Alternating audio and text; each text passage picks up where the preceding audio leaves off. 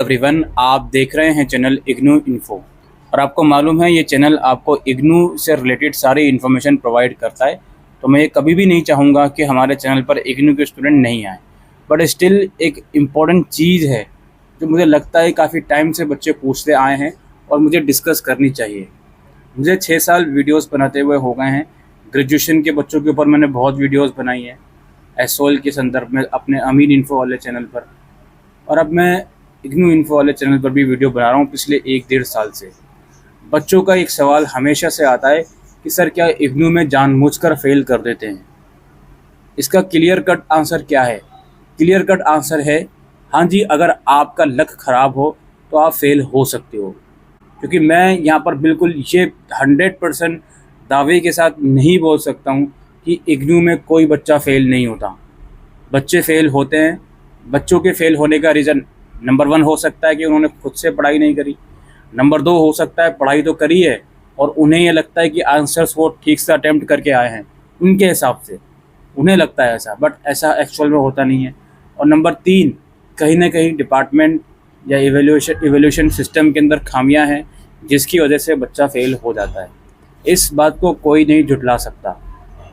अब ये आप कोई सी भी यूनिवर्सिटी ले लो, बात सिर्फ इग्नू की नहीं है, आप कोई भी डिस्टेंस यूनिवर्सिटी ले लो या इवन रेगुलर यूनिवर्सिटी ले लो, मतलब आपको ये चीज़ सुनने को ज़रूर मिलेगी उस पर्टिकुलर यूनिवर्सिटी में कि मेरा एग्ज़ाम्स बहुत अच्छा हुआ था बट मुझे फ़ेल कर दिया, या मेरे जो मार्क्स आए हैं वो एक्सपेक्टेशन के हिसाब से नहीं आए। टू बी वेरी ऑनेस्ट, मैं पिछले 6 साल से वीडियो बना रहा हूँ और इग्नू को 2-1.5 साल से कॉन्टीन्यूसली कवर कर रहा हूँ। मैंने खुद ऐसे स्टूडेंट देखे हैं जो बहुत ब्राइट स्टूडेंट हैं, ग्रेजुएशन में परसेंटेज बहुत अच्छी है, इवन मास्टर्स में आने के बाद भी कुछ सब्जेक्ट में अच्छे मार्क्स हैं, लेकिन कुछ सब्जेक्ट में उन्हें फेल कर दिया जाता है और वो बच्चे बेचारे रोते हैं कि सर पेपर बहुत अच्छा हुआ था मेरा। और वो फेल होने के बाद पेपर को रीचेकिंग में भी डालते हैं, अपनी आंसर शीट की हार्ड कॉपी भी मंगवाते हैं, बट कुछ होता नहीं है। अगर 15 मार्क्स दिए जाते हैं उस बच्चों को फेल करा जाता है तो मैक्स टू मैक्स रिवोल्यूशन में 25 नंबर कर देते हैं। मैं ऐसा नहीं बोल रहा हूँ कि रिवोल्यूशन में पास नहीं कर सकते, बिल्कुल पास करा जाता है। रिवोल्यूशन में भी बच्चे जो क्लेम करते हैं कि हम फेल होते हैं, रिवोल्यूशन में वो पास हो जाते हैं, ऐसा भी मैंने देखा है। लेकिन स्टिल जो आपके मन में डाउट रहता है कि सर क्या इग्नू में जानबूझ के फेल करते हैं, देखो मैं ये नहीं कहूँगा सिर्फ इग्नू में जानबूझ के फेल करते हैं।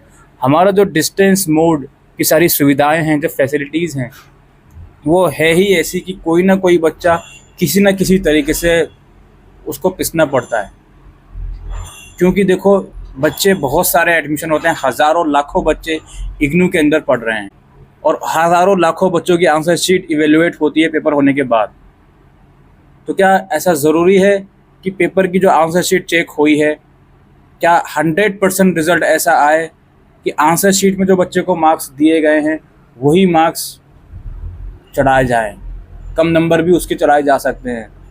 तो यहाँ पे फॉल्ट ज़रूर आ सकता है चेकिंग सिस्टम में, इसको कोई झुठला नहीं सकता। तो आप जो ये सवाल बार बार पूछते हो कि सर क्या इग्नू में बार बार फेल करा जाता है, ये टोटली डिपेंड करता है कि आपका लक कैसा है। थोड़ा बहुत लक ख़राब हो गया आपका तो फेल हो सकते हो आप, फिर उसको दोबारा एग्ज़ाम दो, ऐसा हो सकता है। इस चीज़ को अपने माइंड में लेते हुए चलिएगा हमेशा से। बट अगेन मैं ये भी रिपीट करूँगा, मैंने ऐसे बहुत से स्टूडेंट देखे हैं जो काफ़ी स्मूथली अपना ग्रेजुएशन या मास्टर्स करके निकल जाते हैं, उनको कोई परेशानी इग्नू के अंदर नहीं होती।